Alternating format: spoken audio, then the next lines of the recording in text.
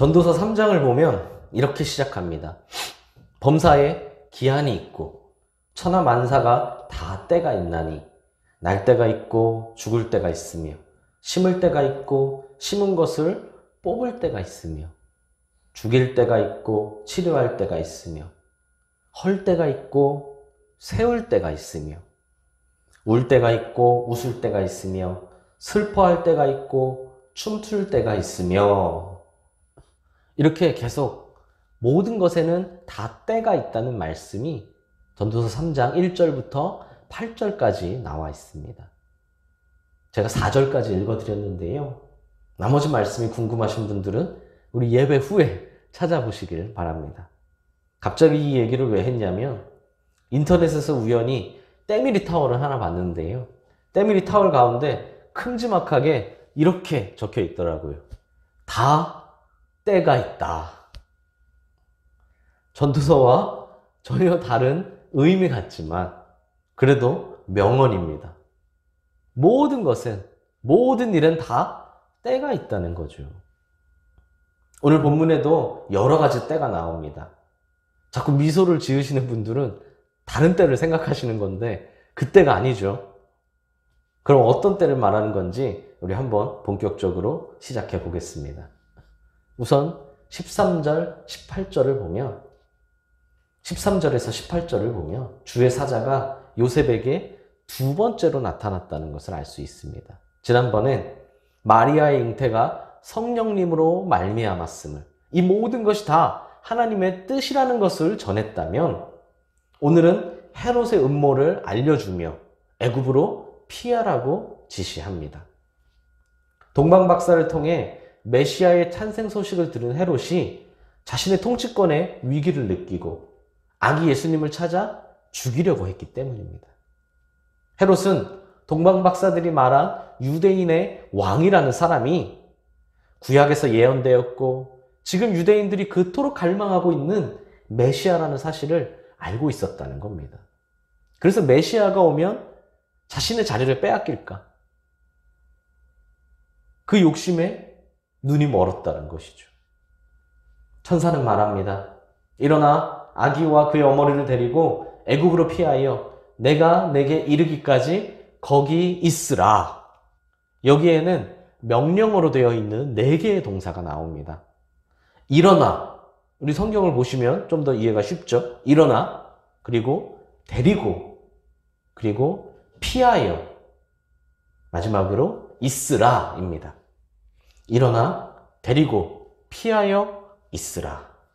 이는 천사의 단호한 의지를 분명하게 전달하여 요셉이 이 명령에 반드시 순종해야 한다는 사실을 강조하고 있습니다. 일어나 라는 것은 즉시 일어나라는 것이죠. 데리고는 마리아와 아기 예수님과 잠시도 떨어지지 말고 계속 붙어 있으라는 겁니다. 피하여, 이것은 잠시 안전을 도모하는 데 집중하라는 것이고, 있으라는 명령이 있을 때까지 애굽에서 기다리고 있으라는 것을 의미합니다. 천사의 말을 들은 요셉은 어떻게 하나요? 즉시 일어나 밤에 애굽으로 떠납니다. 지난번에도 그랬지만 이번에도 천사의 명령에, 사실은 천사의 명령이 아닌 하나님의 명령에 즉시 순종했습니다. 한 문장으로 표현되어 너무 간단해 보이지만 사실 절대 그렇지 않죠. 애굽으로 피하니라 하니까 뭐 되게 간단해 보이지만 오늘날도 이사를 하는 것이 얼마나 힘듭니까? 우리 성도님들 중에도 최근에 이사를 하신 분들이 꽤 있으신데요. 포장 이사를 하고 또 차를 타고 다니는데도 이사를 하고 나면 참 힘듭니다. 집을 구하는 것도 힘들고 짐을 정리해서 싸는 것도 힘들고 또 청소하고 짐을 푸는 것도 힘들고 등등 이사를 하고 나면 진짜 기운이 쏙 빠지죠. 근데 당시엔 이렇게 힘든 차원의 문제가 아니라 와 정말 힘들었다 이런 차원이 아니라 목숨을 걸어야 했습니다. 타국으로 가는 것은 당연히 더욱 그렇겠죠. 베들레헴에서 애굽의 변방까지의 거리는 약 120km가 넘는 거리입니다. 12km가 아니라 120km예요. 당연히 오늘날처럼 편리하고 마땅한 교통수단도 없습니다. 도처에 위험이 도사리고 있고, 게다가 출산 직후에 마리아와 아기 예수님을 데리고 안전하게 도착할 수 있겠습니까? 오늘날 우리를 보십시오. 요즘 출산하면 병원에 2주, 3주 있고, 그리고 병원에서 퇴원해서 산후조리원에도 한 달가량 있죠. 산모와 아기가 그 사막의 더위를, 그리고 추위를 이겨낼 수 있겠습니까? 너무나 위험한 일이라는 겁니다. 감사하게 잘 도착했다 하더라도 원하는 곳에 정착할 수 있겠습니까? 내 마음대로 되는 것이 아니죠. 아기 예수님이 생명의 위험을 처했기 때문에 피했지만 피하는 길 역시 위협을 받았다는 겁니다. 그럼 우리 생각엔 이렇습니다. 아니, 이게 하나님의 계획으로 이루어지는 것이면 하나님이 좀 특별한 방법으로 이동시켜 주시면 참 좋겠다는 생각이 들죠. 아니, 다름 아닌 예수님인데, 그것도 아기 예수님인데, 그 아기 예수님이 죽을 위기에 처했는데 말입니다. 하지만 하나님은 예수님이라고 특권을 주시지 않으시고 고난을 이겨내고 인내하게 하셨습니다. 평범한 사람과 똑같은 방법으로 애굽으로 피신하게 하셨죠. 왜 이렇게 하셨을까요? 우리 생각에는 순간이동을 해주시거나 아니면 우연히 지나가는 엄청나게 큰 행렬을 만나서 그것에 의지해서 편하게 가게 해주시거나 등등 여러 가지 방법이 있을 수도 있는데 하나님은 그냥 일반적으로 가게 하셨다는 겁니다. 왜냐하면 하나님은 귀한 자녀일수록 강하게 연단하시기 때문입니다. 우리는 특권을 누리길 좋아합니다. 좋은 일은 더 많이 하고 힘든 일은 최대한 덜 하기 원합니다. 이는 하나님의 백성이 된 후에도 이런 경향은 잘 사라지지 않습니다. 하나님의 사랑과 축복은 더 많이 받고 고난과 책임은 가능한 덜 있었으면 좋겠습니다. 하지만 예수님은 평범한 인간도 누릴 수 있는 그 작은 행복조차 맛보지 못하시고 십자가의 길을 가셨죠. 사랑하는 자일수록 더 엄하게 징계하시며 귀하게 쓰고자 하는 자일수록 더 강하게 연단하시기 때문입니다. 나만 고난에서 예외가 되기를 바라는 이런 미숙한 마음은 버려야 한다는 것이죠. 그러므로 고난이 없다고 교만하지 말고 시험과 어려움이 많다고 불평하지 말아야 합니다. 오히려 고난과 어려움을 기쁨으로 이겨나가는 성숙한 우리 모든 성도님들이 되시기를 간절히 소망합니다. 할렐루야! 요셉은 믿음과 겸손으로 하나님의 뜻에 순종했고 감사하게도 애굽에 잘 도착할 수 있었습니다. 역시 요셉은 대단한 사람인가요? 그렇지 않습니다. 하나님의 은혜가 있었습니다. 하나님이 보내셨는데 하나님이 그냥 두시겠습니까? 보호의 손길이 함께 했다는 겁니다. 결코 요셉 혼자서는 할 수 없었지만 결코 요셉 혼자서는 출산 직후에 마리아와 아기 예수님을 데리고 갈 수 없었지만 주님이 동행해 주시니 할 수 있었다는 겁니다. 이렇게 애굽에 잠시 정착한 요셉은 하나님의 말씀대로 헤롯이 죽을 때까지 거기에 계속 머물렀습니다. 이는 요셉이 자신의 독자적인 판단으로 단 한순간도 애굽을 떠나지 않았다는 것을 의미합니다. 즉시 순종해서 애굽으로 떠난 것처럼 애굽에 도착한 후에도 끝까지 순종함으로 거기에 있었다는 것이죠. 한편 요셉이 애굽으로 피신한 직후에 헤롯은 자신이 동방박사에게 속았다는 것을 알았습니다. 헤롯의 속셈을 몰랐던 동방박사들은 메시아를 발견하면 헤롯에게 알려주기로 약속을 했었죠. 하지만 하나님께 헤롯에게 돌아가지 말라는 지시를 받았고 그래서 헤롯에게 알리지 않고 다른 길로 돌아갔다고 합니다. 이를 알게 된 헤롯은 화를 참을 수 없었습니다.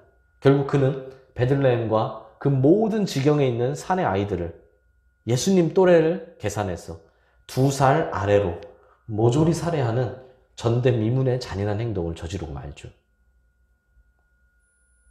우리는 13절에서 18절 안에서 두 개의 구약 말씀을 발견할 수 있는데요. 하나는 15절에 애굽으로부터 내 아들을 불렀다 라는 호세아서의 말씀이고, 다른 하나는 18절에 라마에서 슬퍼하며 크게 통곡하는 소리가 들리니 라고 시작하는 예레미야서의 말씀입니다. 마태는 이렇게 선지자를 통하여 하신 말씀이 이루어졌다고 말합니다. 이것이 무엇을 의미하는 건가요? 말씀이 이루어질 때가 있다는 겁니다. 아주 오래전인 호세아와 예레미야 선지자 시대에 선포된 말씀이지만 그 말씀이 지금 예수님 시대에 정해진 시대에, 정해진 때에 이루어졌다는 것이죠. 13절에서 18절까지 요셉은 어땠습니까? 피해야 할 때가 있음을 알고 피했습니다. 피한다는 것은 어떻게 보면 지는 것 같고 실패하는 것처럼 보입니다. 그러나 때로는 말씀에 따라 완전히 피해야 할 때도 있다는 겁니다. 중요한 것은 무엇인가요? 하나님이 예비하신 때에 하나님께 순종하는 겁니다. 내 계획이나 생각과 다를지라도, 세상의 경험과 눈에는 전혀 아닌 것처럼 보일지라도 하나님의 때에 묵묵히 순종하는 것이 바로 우리가 해야 할 일이라는 겁니다. 순종은 즉각적일 때 힘이 있기 때문입니다. 하나님이 정하신 때에 즉시 순종해야 합니다. 그러므로 순종의 기본은 즉시 순종이죠. 하나님의 말씀은 내일이 아니라, 이따가가 아니라 지금 지켜야 한다는 겁니다. 미루면 미룰수록 순종하기란 더 어려워질 뿐입니다. 그래서 요셉도 말씀을 듣고 즉시 밤에 출발했고요. 아브라함도 어땠습니까? 하나님의 말씀을 듣고 즉시 순종했죠. 잘 아시는 예화가 있지 않습니까? 마귀들끼리 누가 가장 교회를 많이 무너뜨리는지 대회를 열었습니다. 그래서 서로 열심히 각자의 방법으로 교회와 성도를 공격했죠. 그렇게 한동안 교회가 더 핍박을 받았고 드디어 대회가 끝났습니다. 누가 1등이었을까요? 1등은 질병도 물질도 음란도 아니었습니다. 물론 그런 방법으로 교회를 떠난 사람들도 있었습니다. 하지만 오히려 떠나는 사람보다 그런 일을 만났을 때 더 많은 성도들이 열심히 기도하며 인내하는 겁니다. 섬기는 겁니다. 그럼 1등의 비결은 무엇이었을까요? 바로 차차였습니다. 성도가 무언가 하려고 할 때면 지금 하지 말고 차차 하자. 지금 하지 말고 좀 이따 하자. 이러니까 100이면 100 다 넘어갔다는 겁니다. 질병, 사고 이런 일에는 오히려 떠나가는 성도보다 더 기도하고 은혜를 강구하는 성도들이 많았다면 이건 차차는 100이면 100 다 넘어가죠. 안 하자는 것이 아닙니다. 차차 하자는 겁니다. 하지 말라는 것이 아닙니다. 다음에 하자는 겁니다. 기도는 차차 하자. 매일 성경은 차차 하자. 성경 공부는 차차 하자. 그러다 결국 나중에 다 흐지부지해졌다는 거죠. 그러므로 즉시 순종해야 합니다. 순종은 더 큰 순종을 낳지만 미루면 결국 더 큰 불순종을 낳게 됩니다. 그러므로 순종하기 시작했다면 끝까지 순종하십시오. 그래야 열매를 맺을 수 있습니다. 즉시 순종이 순종의 기본이라면 끝까지 순종은 승리하는 비결이라는 겁니다. 할렐루야! 이렇게 하나님의 말씀에 순종하면 아까 요셉처럼 피해야 할 때도 있지만 반드시 일어날 때도 찾아옵니다. 일어날 때가 온다는 겁니다. 19절에서 23절을 보십시오. 그렇게 잔인하고 포악했던 헤롯도 결국 생을 마감했습니다. 그러자 하나님은 주의 사자를 요셉에게 보내 헤롯의 죽음을 알리고 돌아오게 하시죠. 천사는 말합니다. 일어나 아기와 그의 어머니를 데리고 이스라엘 땅으로 가라. 애굽으로 떠날 때와 마찬가지로 여기에도 명령이 되어 있습니다. 일어나 데리고 가라. 애굽은 잠시 머물렀던 임시 거처일 뿐 이젠 고향인 이스라엘로 완전히 돌아가라는 겁니다. 이는 요셉에게 두 가지 측면으로 다가올 수 있습니다. 하나는 매우 좋은 소식이죠. 드디어 타국에서의 생활을 끝내고 고향으로 돌아갈 수 있게 된 겁니다. 그러니 얼마나 기쁘겠습니까? 고향으로 돌아갈 수 있다는 것 자체가, 왜냐하면 지금 타국으로 내 의지로 온 것이 아니라 사실은 하나님의 말씀 때문에 온 것이니까요. 그러니까 내가 원하는 고향에 가서 사는 것, 얼마나 기쁜 일입니까? 하지만 다른 하나는 나쁜 소식일 수도 있습니다. 또다시 먼 길을 떠나야 하기 때문이죠. 간신히 잡은 삶의 터전을 옮기는 것은 결코 쉬운 일이 아닙니다. 요셉에게 다시 한번 큰 도전이 찾아온 겁니다. 요셉은 어떻게 하나요? 이번에도 즉시 일어나 이스라엘 땅으로 돌아갑니다. 요셉은 자신이 원하는 아무 곳에서나 사는 것이 아니라 하나님이 정해주신 곳에서 살아야 한다는 것을 알았기 때문입니다. 그래서 또다시 순종했습니다. 그리고 아마 요셉은 베들레헴으로 돌아가려고 했던 것 같습니다. 하지만 그것은 아버지 헤롯이 죽고 그 아버지 못지않게 잔인하고 괴팍한 아켈라오가 다스리고 있었습니다. 아마 이동하는 내내 고민했을 겁니다. 그 고민 때문에 밤잠을 설쳤을 수도 있겠죠. 과연 베들레헴으로 가도 될지 말입니다. 그때 요셉은 다시 한번 꿈에서 지시를 받습니다. 갈릴리 지방 나사렛으로 가라는 겁니다. 이렇게 요셉은 유대 땅을 떠나 애굽으로 갈 때는 물론이고 다시 애굽 땅에서 유대 땅으로 귀환할 때에도, 그리고 처음 목적지가 아닌 갈릴리로 갈 때에도 하나님의 말씀에 순종했습니다.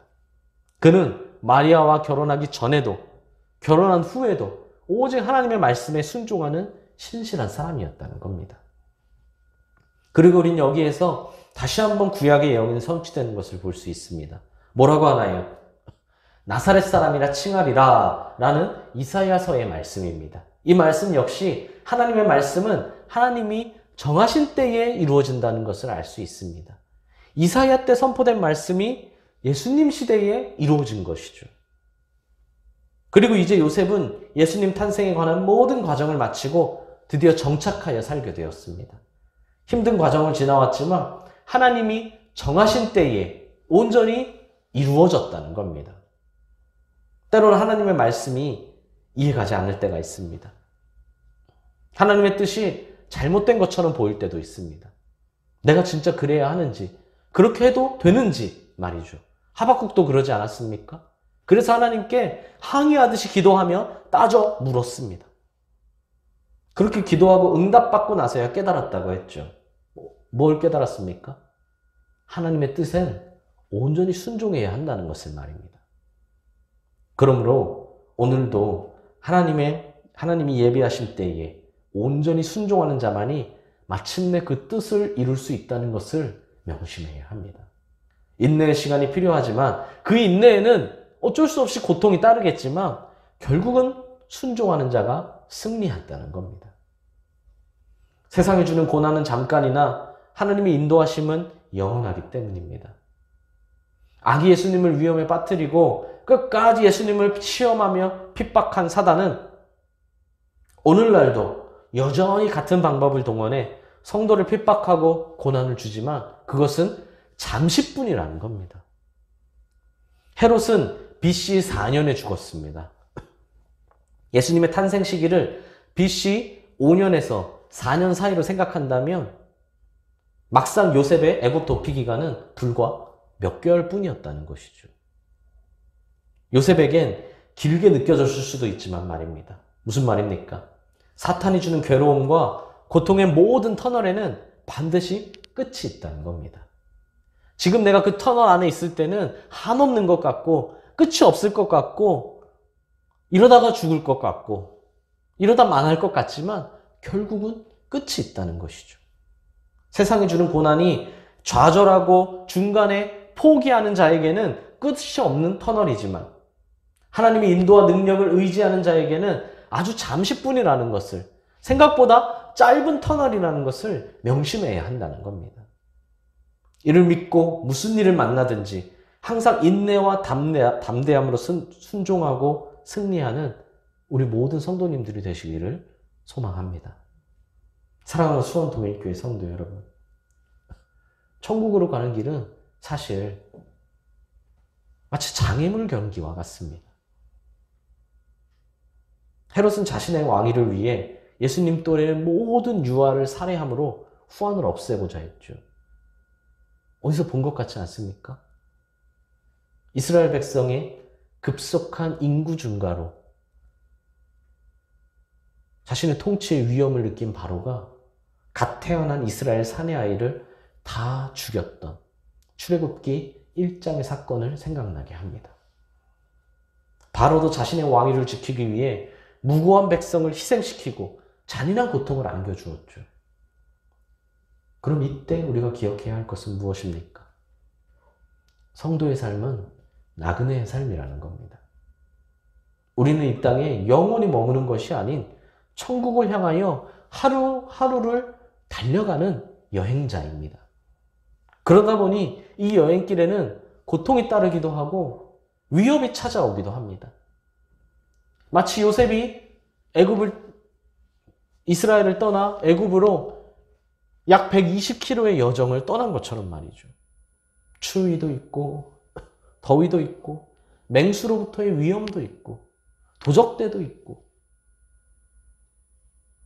아마 누구나 여행길이 매사에 형통하고 아무런 장애물이 하나도 없길 바랄 겁니다. 하지만 성경을 보면 그렇지 않죠.